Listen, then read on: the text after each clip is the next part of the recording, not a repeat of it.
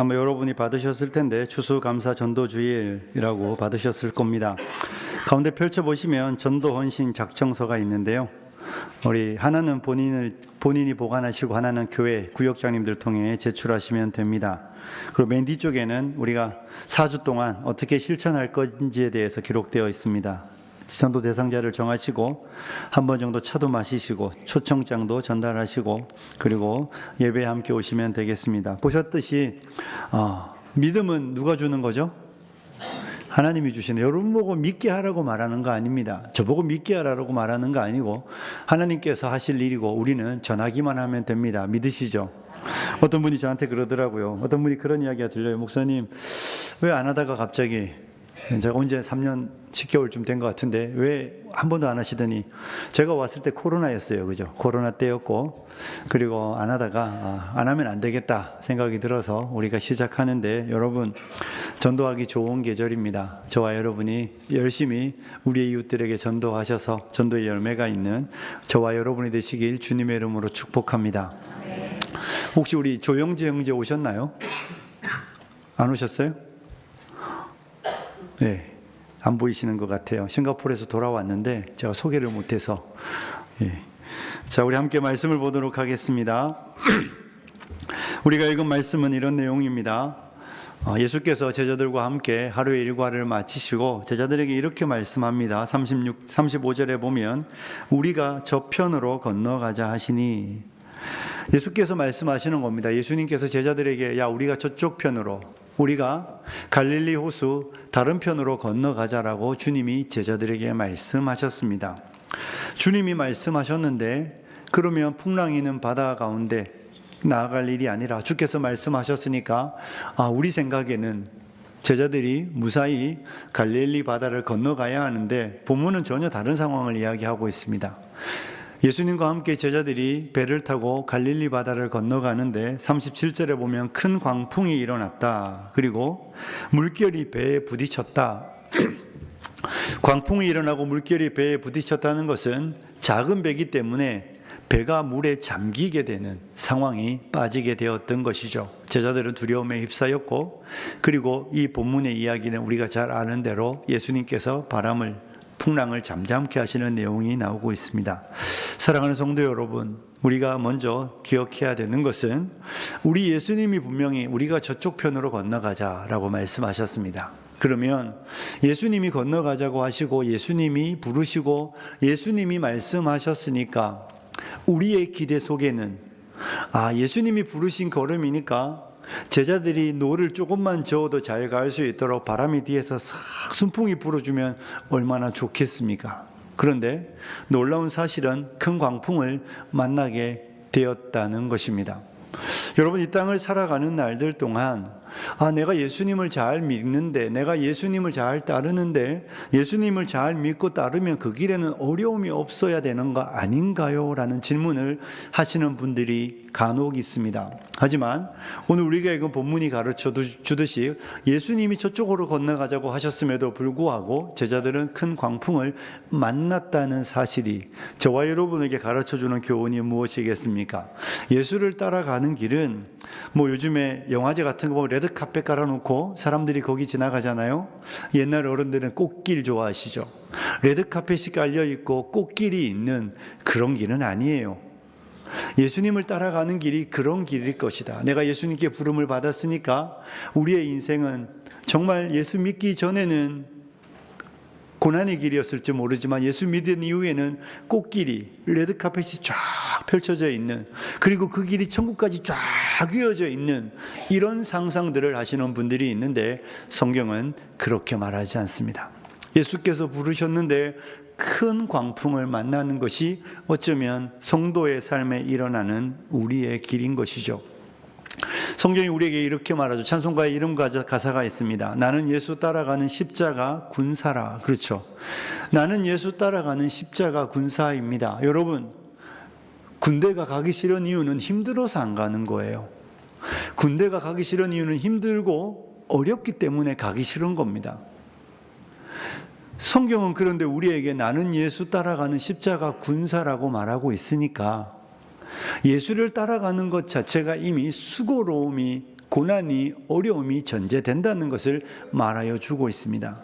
예수 따라가는 십자가 여행객이 아니에요. 한국 TV 보면 저녁에 텔레비전 틀면 한 채널 한 채널 건너마다 광고 방송들이 있잖아요. 가장 많은 게 제가 보니까 여행 상품인 것 같아요. 우리는 예수 따라가는 여행객 아닙니다. 즐겁고 기쁘고 그냥 늘 맛있는 거 먹고 좋은 데서 자고 좋은 거 보는 그것이 예수를 따라가는 길이 아니라는 것을 여러분 기억하셔야 합니다. 레드카펫은, 꽃길은 여러분과 제가 목숨을 딱 끝내는 순간 보게 될 것입니다. 우리가 죽음의 문이 우리 앞에 열리면 그 다음에는 정말로 군복 입고 고생하고 행군하고 진흙탕을 걸어왔는 우리였는데 그 삶의 마지막을 딱 맞이하는 그 순간, 우리의 코에 호흡이 멈추는 그 순간 저와 여러분은 새로운 광경을 보게 될 거예요. 거긴 꽃길이 있을 거고 거기는 레드카펫이 깔려 있을 것입니다. 하지만 그 문 전에는 절대로 그런 길이 아닙니다. 그 문 전에는 나는 예수 따라가는 십자가 군사입니다. 예수님이 불렀음에도 불구하고 큰 풍랑을 만나는 것은 어떤 한 사람에 일어나는 일이 아니라 예수께 부름받은 사람들의 삶에 일어나는 가장 보편적인 일들입니다. 우리가 조금 전에 봤던 영상에 전도가 왜 부담스럽습니까? 두려운 것이죠. 사람들로부터 거절당해야 하니까, 사람들이 우리를 싫어하니까, 사람들이 우리를 비난하니까. 그래서 예수를 믿고 따라가며 복음을 전하는 일은 우리에게 부담스러운 일입니다. 그럼에도 불구하고 그것이 저와 여러분이 부름받은 길이라는 사실을 믿으시기를 축복합니다. 예수님이 불렀지만 풍랑이 일어나고 있다는 사실을 잊지 마십시오. 그때 제자들이 할 수 있는 한 가지는 예수님을 깨우는 일이었습니다. 편히 주무시고 계시는 예수님을 깨우는 일, 이것이 제자들이 한 일이고 우리가 한 일이겠지요. 여러분, 저와 여러분이 인생의 광풍을 만나면 예수님을 열심히 깨우십시오. 여기저기 쫓아다니지 마시고 예수님을 깨우시고 예수님을 찾으시고 예수님을 부르시는 지혜로운 분들이 되시기를 축복합니다. 우리 예수님은 일어나서 풍랑을 말씀으로 해결하십니다. 꾸짖으시며 잠잠하라 하니까 풍랑이 잠잠해지는 것이죠. 우리의 인생의 모든 문제 해결은 예수님께 있다는 것을 믿으시기를 축복합니다. 우리 인생의 모든 문제를 예수님이 해결하시지 예수님 외에 해결할 수 있는 분은 없습니다. 우리 예수님은 이 풍랑을 해결하여 주셨습니다. 이렇게 본문이 끝나면 참 좋지 않습니까? 인생의 강풍이 만나면 예수님께 기도하면 예수님이 해결해 주실 거야. 그러면 나는 다시 꽃길을 걸어가면 좋을 텐데. 그런데 성경은 우리에게 새로운 관점을 열어주고 있습니다. 저는 오늘 여러분과 이 지금부터 하는 이야기를 중점적으로 다루어 보려고 합니다. 여러분, 광풍이 잠잠해졌습니다. 제자들의 마음은 이제 평안으로 넘쳐나야 하는 것이 우리가 생각하는 사실일 것입니다. 오직 문제가 해결되었으니까 이제 그들을 삼키려고 하던 큰 파도와 바람과 물결이 잠잠해졌으니까 이제 제자들은 안도의 한숨을 쉬며 되었다.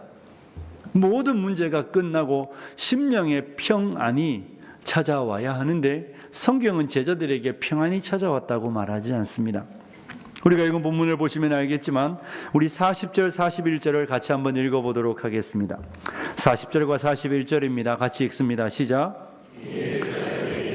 어찌하여 이렇게 무서워하느냐? 너희가 어찌 믿음이 없느냐 하시니 그들이 심히 두려워하여 서로 말하되 그가 누구이기에 바람과 바다도 순종하는가 하였더라. 아멘. 제자들은 큰 풍랑으로 인하여 두려워했습니다. 그리고 풍랑이 잠잠해졌습니다.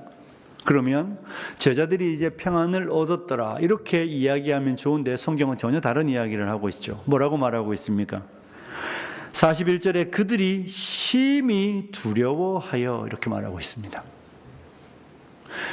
이 조금 전에 큰 광풍으로 인하여 두려워했던 두려움은 지금 제자들의 마음에 생긴 두려움에 비하면 아무것도 아닌 거예요. 도리어 성경은 제자들이 심히 두려워했다고 말하고 있는데, 이 헬라어 성경을 보니까 심히 큰 두려움으로 두려워했다고 말합니다. 큰 광풍에서 나왔던 그 큰 자와 함께 심히 두려움으로 두려워했다.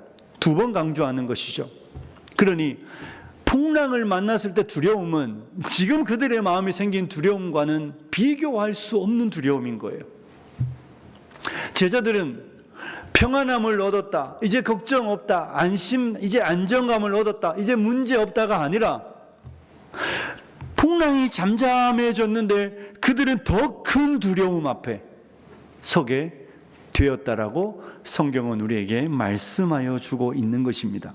그들은 무엇을 두려워하게 되었습니까? 이전까지는 그들과 함께 먹고 그들과 함께 마시며 그들과 함께 잠을 자는 예수님에게 그렇게 큰 두려움이나 그런 큰 경외함을 느끼지는 못했습니다. 그저 선생님하고 따라가던 그들이 광풍을 잠잠케 하시는 예수님 앞에서 전혀 새로운 전망을, 새로운 관점을 갖게 되었습니다. 그리고 그들은 예수 그리스도를 두려움으로 바라보기 시작하는 것입니다. 풍랑이 잠잠하면 그 문제가 끝남으로 그들의 심령에 평안을 얻어야 하는데 그들의 마음은 전혀 새로운 두려움이 그들을 삼켜버렸다고 성경은 우리에게 가르쳐주고 있는 것이죠. 사랑하는 성도 여러분, 우리는 오늘 이 부분을 살펴볼 것입니다. 신앙생활이라는 것은요, 두려움의 대상이 바뀌어가는 것입니다. 신앙생활을 하게 되었다는 것은 우리가 하나님에 대한 두려움을 갖게 된다는 것입니다. 오늘 한국교회가 광화문에서 200만 예배를 오후에 드립니다. 저는 저희 성도들에게 한번 지나가면서 말씀을 드렸지만 우리가 함께 참석하자는 말씀을 드리지는 않았습니다. 혹시 관심 있으신 분들은 오후 예배 안 오셔도 되니까 광화문에 가셔도 괜찮습니다. 왜 모이는지 아시죠? 대법원이 동성 커플들에 대한 의료보험 피부양 자격을 인정했습니다. 이게 뭔가 하면 예전에는 동성 커플이 있어도 피부양자로 인정해 주지 않았는데 이제 인정한다는 거예요. 그게 무슨 의미입니까? 가족으로 인정한다는 거죠. 그럼 그 다음 단계가 무엇이겠는가라고 말할 때에 이제 동성 결혼을 인정하는 길로 나아갈 것이라고 생각하기 때문에 이것이 하나님의 창조 질서를 어기는 것이며 지난 수천 년 동안 인류가 지켜왔던 가정의 제도를 파괴하는 길로 나아가기 때문에 교회가 이것은 아니라고 생각해서 모여서 예배를 드리고 하나님 앞에 긍휼을 구하며 기도하는 시간을 갖는 것입니다. 사랑하는 성도 여러분, 왜 사람들은 그런 일들을 예전에는 음지에서 행하더니 이제 양지로 나와서 그런 일들을 행할까요? 무슨 퀴어 축제다 뭐 이러면서 행하는 그 추접스러운 문화들은 그들 안에 두려움이 없기 때문인 것이죠. 그들 안에 두려움이 없기 때문에 그들은 그런 일을 행하면서도 아무렇지도 않게 마치 자기들은 시대를 앞서가는 사람인 것처럼, 마치 모든 인류가 지난 세기 동안 어리석었고 무지했으며 미련한 것처럼 그들은 선두주자로 새로운 시대를 여는, 인간에게 참 자유와 인간에게 참 평등과 새로운 시대를 열어가는 사람인 것처럼 하며 자기들의 삶을 자랑하고 있습니다. 하지만 그들이 그렇게 살아가는 이유는 단 하나인 것이죠. 두려움이 없기 때문입니다. 그들이 얼마나 어리석은지, 그들이 얼마나 무지한지, 그들의 행동이 어떤 결과를 초래할 것인지에 대한 인식도 생각도 없기 때문에 사람들은 두려움 없이 용감하게 그런 행동을 하는 것이죠. 뭐 예전에는 들키지만 않으면 됐었는데 이제는 들켜도 상관없습니다. 떳떳합니다. 당당합니다. 두려움이 없지요. 그래서 사도 바울 선생께서 로마서 1장 32절에 보면 이런 말씀을 우리에게 주고 있습니다. 함께 읽어볼까요? 같이 읽습니다. 시작.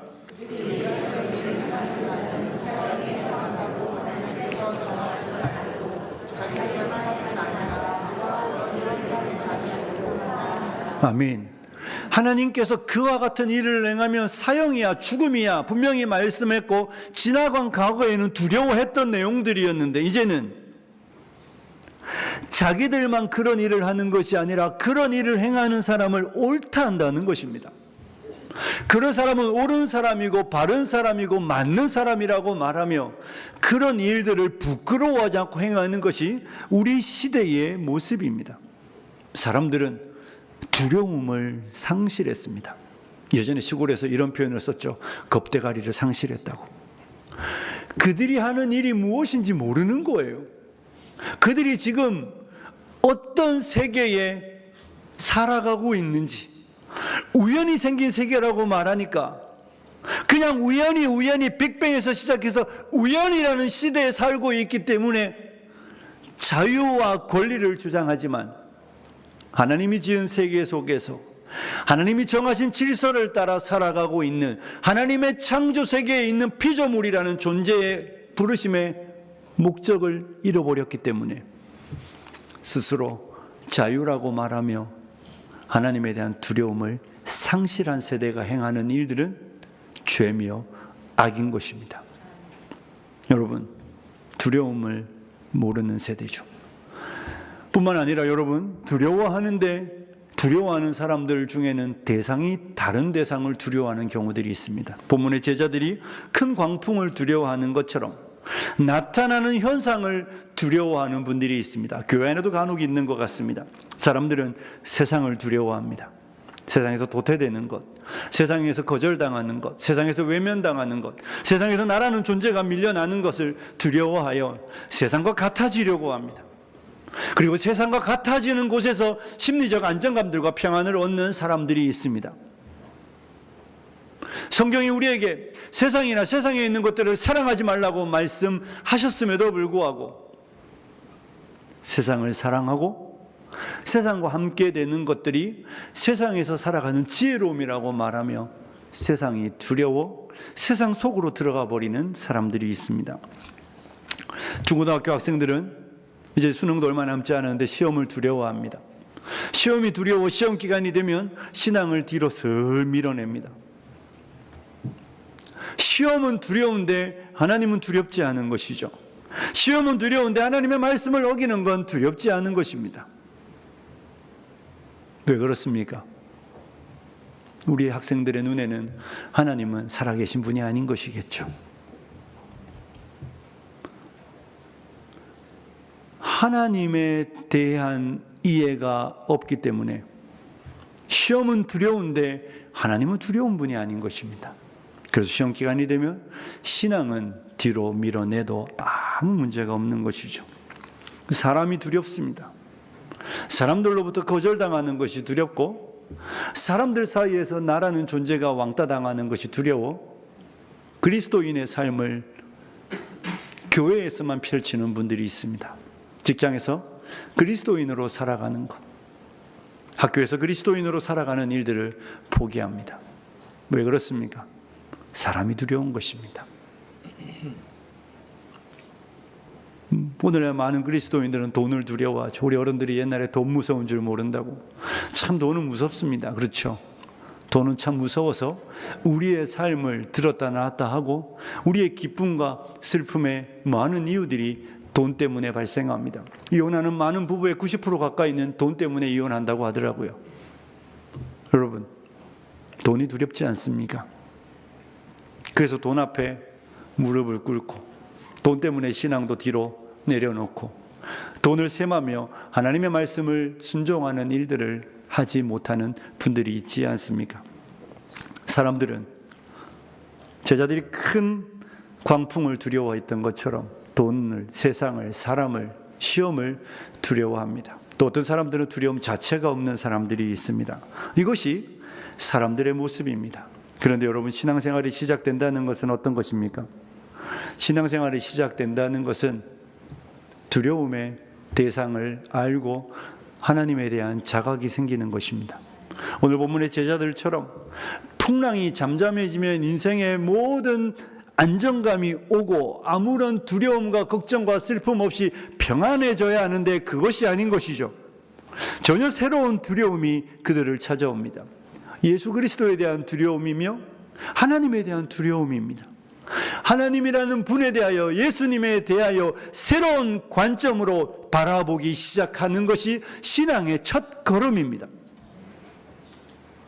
제자들은 그들과 함께 먹고 마시던 그 예수님, 선생님 불렀지만 그가 하나님의 아들 되심을, 만물의 창조주 되심을, 거룩하신 그분이심을 전혀 느끼지 못하며 살았지만 풍랑이 잠잠해지는 이 놀라운 현상 앞에 그들은 새로운 두려움에 휩싸이게 되었던 것입니다.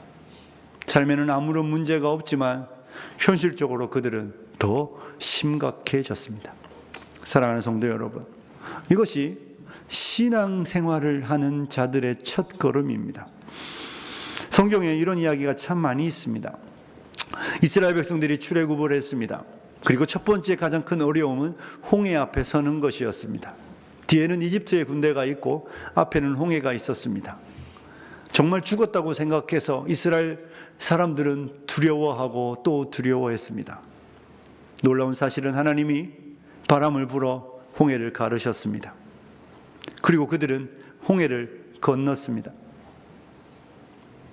이스라엘 백성들이 다 건너자 하나님은 홍해를 다시 예전처럼 돌이키셨습니다. 이집트의 모든 군대가 죽었습니다. 살았다라는 안도감이 그들에게 와야 하지만 그들은 새로운 전망을 갖게 됩니다. 출애굽기 14장 31절만 보겠습니다. 출애굽기 14장 31절에는 이런 말씀이 나오고 있습니다. 같이 읽습니다. 시작.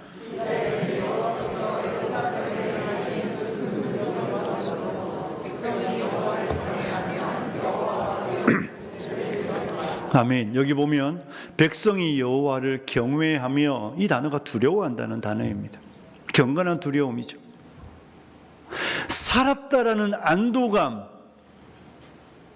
구원받았구라는 평안함보다 도대체 모세를 보내어 우리를 구원한 여호와는 누구시길래 홍해를 가르시고 이집트의 모든 군대를 수장시키고 우리를 구원하신 도대체 그 여호와는 누구신가라는 질문과 함께 그들은 여호와에 대한 두려움이 생겼습니다. 이런 분이었던, 조상 대대로 전해 내려오는 여호와라는 이름만 가졌던 그들이 내용을 갖기 시작하는데, 그 여호와는 우리가 함부로 할 수 있는 그런 분이 아니라 초월하여 계시는 그 하나님에 대한 두려움이 이스라엘 백성들을 삼켰던 것을 우리는 성경을 통해 보게 되는 것입니다. 뿐만 아니라 여러분, 요나서를 보십시오. 요나서에 보면 요나가 하나님의 말씀을 따라 니느웨로 갔어야 되는데 다시스로 갑니다. 아니, 정기적으로 운항하는 배도 아닌데 하필이면 요나가 내려가니까 다시스로 가는 배를 만났습니다. 그리고 배 안에서 잠이 들었습니다. 쿨쿨 살았구나, 이제 됐다. 하나님이 여기에는 계시지 않겠지. 하나님이 요나가 탄 배를 북풍 치는 바다 가운데 두셨습니다. 사람들은 큰 풍랑 앞에 두려워 떨며 자기의 신들을 찾고 또 찾았습니다. 근데 요나는 잠들어 있었죠. 요나를 깨웠습니다. 너도 너의 신을 찾으라. 요나가 말합니다. 나 때문이라고. 나를 바다에 던지라고. 던질 수가 없죠. 사람을 어떻게 던집니까? 하지만 더 풍랑이 심해지자 요나를 던졌습니다. 그때 무슨 일이 있었습니까? 잔잔해졌습니다. 성경이 이렇게 말하고 있습니다. 요나서 1장 16절을 읽어보겠습니다. 16절입니다. 시작.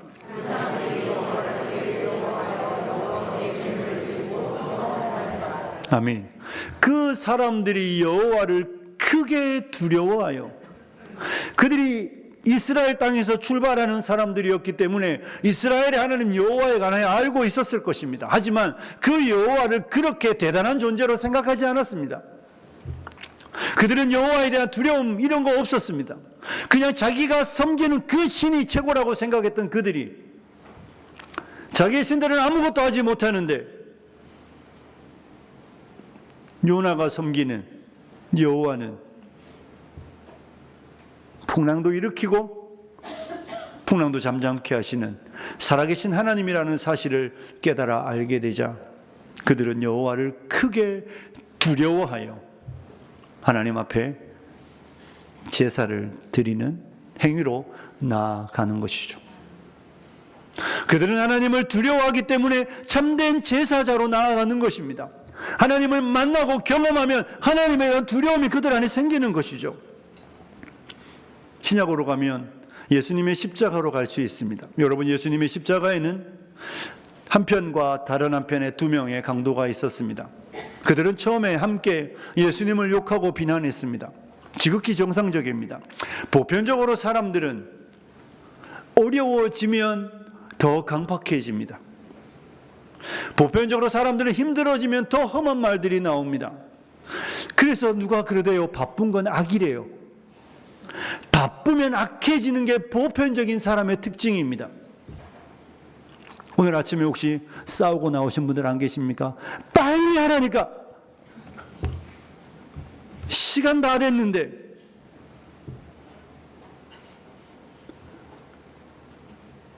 보편적으로 그런데 한편 강도와 다른 한편 강도 안에 변화가 일어나기 시작하죠. 예전에는 이렇게 가르치더라고요. 오른편 강도였다고. 순 거짓말이에요. 왼편 강도인지 오른편 강도인지 알 수는 없는데 그가 이렇게 말합니다. 누가복음 23장 40절입니다. 함께 읽습니다. 시작. 하나님을 두려워하지 아니하느냐? 우리는 우리가 행한 일에 상당한 보응을 받는 것이니. 41절입니다. 이에 당연하거니와 이 사람이 행한 것은 옳지 않은 일이 없느니라 하고. 보십시오. 여러분, 네가 동일한 정죄를 받고서도 하나님을 두려워하지 아니하느냐? 십자가에 달려 죽는다는 이야기는요, 그 당시에 사람들 중에 아주 심각한 죄인만 십자가에 달려 죽습니다. 그러니 이 사람이 어떤 죄를 지었는지 죄명은 알 수 없지만 이 사람의 죄는 중죄임이 분명합니다. 그가 그 죄를 짓는 날들 동안 하나님에 대한 두려움이 있었을까요? 없었죠. 하나님에 대한 두려움이 있었다면 그 죄를 짓지도 않았을 텐데 그는 그 죄를 지으며 살아오는 날들 동안 들키지만 않으면 된다고 생각했습니다. 그런데 재수 없이 들켰고 잡혔고 십자가에 달렸는데 그 십자가에서 그의 마음에 일어나는 놀라운 사실은 하나님에 대한 두려움입니다. 그러면서 다른 편 강도를 향하여 네가 우리가 동일한 정죄를 받고 이 십자가에 달린 것은 당연한데 네가 여전히 하나님을 두려워하지 않냐라고 질문하기 시작하는 것입니다.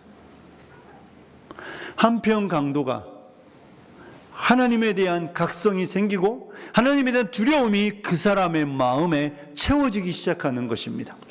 십자가에 달려 죽는 것은 더 이상 그에게 더 이상 두려움의 이유가 아닙니다. 하나님에 대한 두려움과 새로운 전망들, 하나님의 나라, 그가 죽은 이후에 오는 나라에 대한 두려움이 그를 엄습해오자 그는 예수께 이렇게 말합니다. 예수님, 당신의 나라에 임하실 때 나를 생각해 주십시오. 하나님에 대한 두려움이 강도 안에 생기는 것이죠. 그러자 그리스도를 향하여 자비의 은혜를 구하기 시작하는 것입니다. 이것이 하나님을 경험하는 사람들 안에 일어나는 보편적인 특징입니다. 큰 광풍을 두려워하던 제자들이 그리스도를 두려워하며 심히 크게 두려워하는 것으로 나아가는 것처럼 이 땅을 살아가는 날들 동안 하나님의 백성들이 신앙의 첫걸음을 디딜 때 그 걸음은 하나님에 대한 각성이며 하나님에 대한 두려움입니다. 사랑하는 성도 여러분, 세상 사람들이 저렇게 사는 이유는 하나님을 모르기 때문입니다. 세상 사람들이 저렇게 악을 행하고 죄를 지으면서도 두려워하지 않는 것, 하나님에 대하여 알지 못하기 때문입니다. 어쩌면 우리 안에도 사람을 두려워하고 세상을 두려워하고 돈을 두려워하고 시험을 두려워하는 사람들은 하나님을 모르기 때문입니다. 하나님을 알면 그런 것들은 두려움의 대상이 아닙니다. 진짜 큰 두려움은 하나님을 자각하는 데서 생기며 하나님을 향한 경건한 경외하는 두려움이 사람 안에 생겨나는 것입니다. 이것이 신앙의 부흥입니다. 사랑하는 성도 여러분, 저와 여러분이 전도하자고 이야기할 때 우리 왜 전도합니까? 우리는 그들에게 닥칠 불행을 알기 때문입니다. 우리는 그들이 겪어야 되는 그들의 다음 생을 알기 때문이에요. 지금이 하나님이 잠잠하시니까, 지금이 하나님께서 그들에게 가만히 내버려 두시니까 죄를 지어도 아무 문제가 없는 것 같지만, 선악간에 판단하시는 하나님이 그들을 향하여 예비하신 그곳이 있다는 것을 우리가 알잖아요. 지금 참으시는 것은 그들을 향하여 남겨진 진노가 있기 때문입니다. 그래서 우리는 그들을 불쌍히 여기며 복음을 전하는 것입니다. 사랑하는 성도 여러분, 여러분은 어떻습니까? 하나님이 두려우십니까? 하나님을 향한 참된 경건한 두려움이 여러분 안에 있습니까? 회사에서 가끔 이런 드라마나 이런 거 나오잖아요. 사장님이 새로 왔다는데 누군지 몰라. 근데 막 우리가 이야기를 하고 있는데, 직장에서 아무 이야기 막 하고 있는데 그 사람이 사장이라는 거 알면 태도가 달라집니다. 자세도 달라집니다. 함부로 말하지 않습니다. 그가 같은 사람인데도 우리보다 직급이 높다는 것은 우리의 삶의 태도와 자세를 결정합니다. 하물며 살아계신 하나님을 섬기는 우리는 어떠해야 하겠습니까? 예배를 나오며 하나님 앞에 예물을 드리며, 사랑하는 성도 여러분, 여러분은 하나님을 정말로 경건한 두려움으로 이 예배의 자리에 임하고 있습니까? 영광이지만 여전히 우리의 마음은 경외감이 있어야 하는 것이죠. 여호와를 경외하는 것이 지식의 근본이라 그랬습니다. 함부로 하는 거 아니에요. 함부로 말하고 함부로 행동하고 하나님 앞에서 예배를 내 마음대로, 하나님을 모르는 사람이 하는 일입니다. 하나님을 알면 태도가 달라지지요. 세상에서, 회사에서 미팅도 얼마나 중요한지는 나의 행동과 나의 태도와 나의 모습을 보면 결정나는데, 하물며 하나님을 예배하는 자리에 오는 우리들이, 살아계신 하나님을 예배하는 우리들이 어떤 모습으로, 어떤 마음으로, 어떤 태도로 예배의 자리에 와야 하겠습니까? 하나님 앞에 예배하는 우리들이 예물을 드릴 때 어떤 마음으로 예물을 드려야 하겠습니까? 하나님이 거지입니까? 하나님이 우리가 드리는 이 푼돈 없으면 하나님이 식사도 못하시고, 하나님이 음식도 못 드시고, 하나님이 아무것도 못하시는 그런 분이 아니잖아요. 신앙은 하나님을 두려워하고 참된 경건한 경외심으로 나아오는 것이 신앙생활의 처음입니다, 여러분.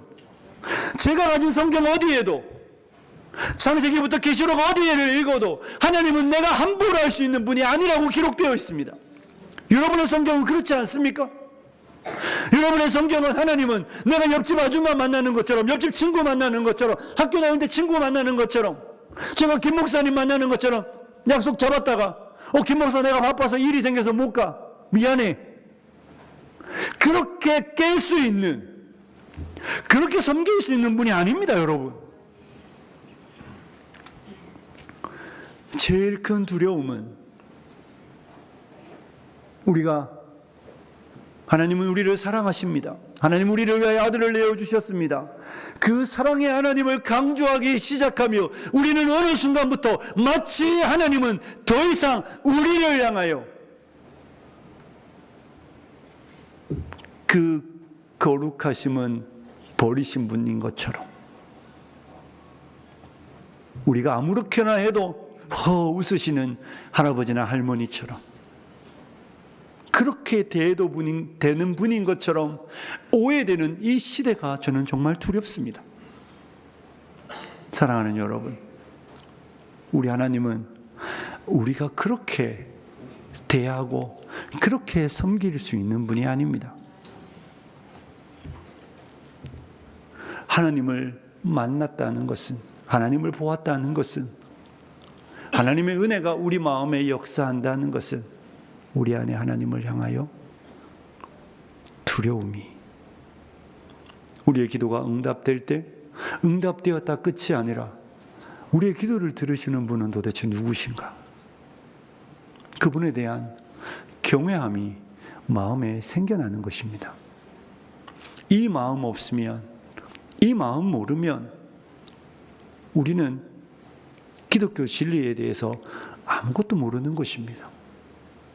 사랑하는 여러분, 가짜 신을 섬기는 이슬람 사람들도 모스크 앞에 가면 늘 발 닦는 세면대가 있습니다. 그들은 언제나 발을 닦고 세수를 하고 모스크에 들어가서 기도를 합니다.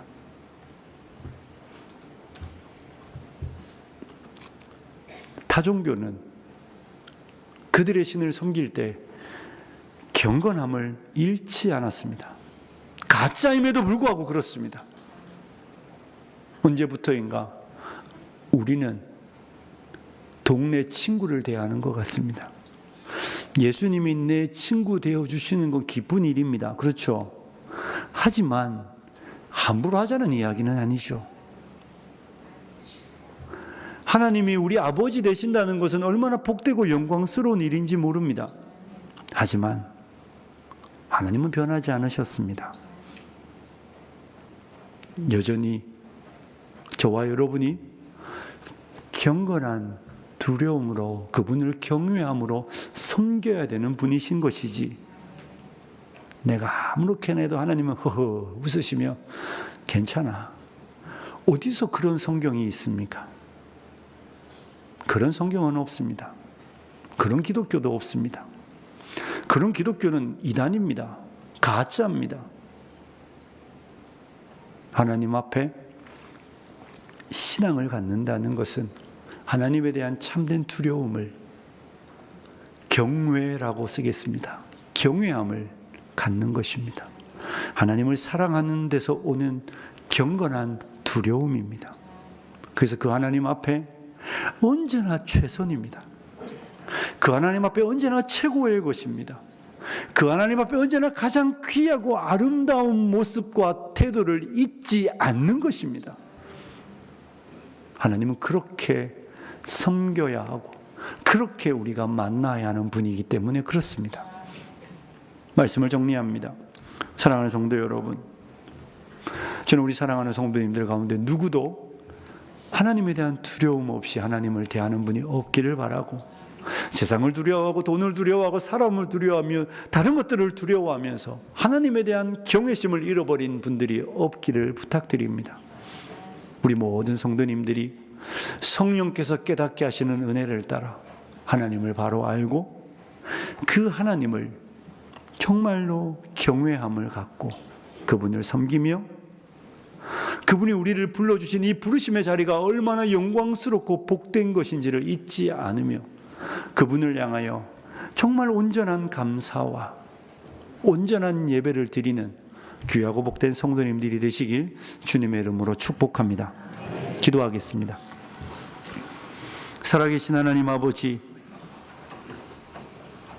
풍랑이 지나갔지만 더 큰 두려움이 제자들을 삼켰습니다. 세상이 가장 두려운 줄 알았는데 하나님을 깨달아 알면서 하나님에 대한 두려움과 경외함이 우리의 마음에 생기게 됩니다. 아버지 하나님, 우리 성도님들 가운데 누구도 하나님에 대한 오해와 잘못된 이해로 하나님을 함부로 대하는 이들이 없게 하여 주시고, 우리 모두가 하나님을 깨달아 알므로 하나님에 대한 바른 태도와 자세로 하나님을 예배하며 하나님을 섬기며 하나님 앞에 나아가는 성도들이 되게 하여 주시옵소서.